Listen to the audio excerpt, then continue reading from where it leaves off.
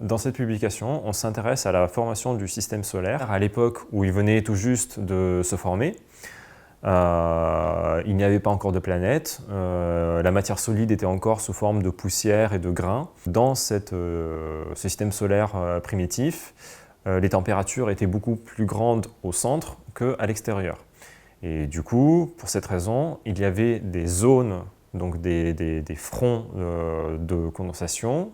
Donc ce sont des zones dans lesquelles certaines espèces chimiques pouvaient se vaporiser si elles venaient à s'approcher trop près. Par exemple, pour l'eau, il existe une zone bien définie à partir duquel elle passe de l'état solide, donc de glace, à l'état de vapeur.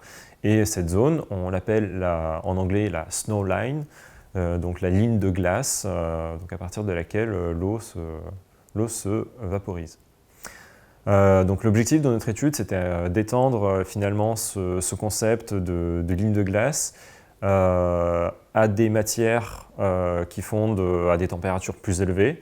Donc plus élevées, là on parle de roches et de métaux que nous avons baptisés les rocklines. Pour étudier l'effet de ces rocklines, nous avons modélisé la partie interne du système solaire durant cette époque, lors de sa formation. Et la modélisation consistait à tenir compte des phénomènes dynamiques ou thermodynamiques, de comment les différentes poussières, les différents grains, tout ça s'est déplacé en fait, dans le système solaire, qu'est-ce qui a fondu et qu'est-ce qui s'est au contraire à nouveau recristallisé. Et ce qu'on montre avec les rocklines, c'est que d'une part, la vaporisation successive de différentes espèces chimiques va façonner la composition du système solaire. D'autre part, un des effets des rocklines, c'est d'accumuler la matière à des endroits bien spécifiques.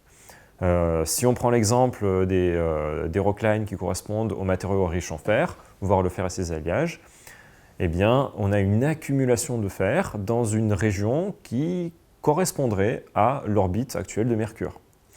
Ce qui nous laisse penser que les rocklines ont également joué un rôle important dans la formation planétaire, en particulier de Mercure. Finalement, l'objectif de cette publication, c'était d'étudier la manière dont ces rocklines ont redistribué la matière, expliquer pourquoi est-ce qu'on observe des entités qui contiennent plus d'un élément plutôt que d'un autre. Et pour le moment, nous nous sommes focalisés sur les matériaux les plus abondants du système solaire. Et bien évidemment, plusieurs axes s'offrent à nous. Par exemple, explorer des éléments moins abondants, pour voir comment eux pourraient se redistribuer à l'intérieur du système solaire, ou alors regarder de l'autre côté du spectre et voir quelles sont les autres lignes de condensation afin de caractériser la composition des planètes, non pas les plus proches, mais les plus lointaines.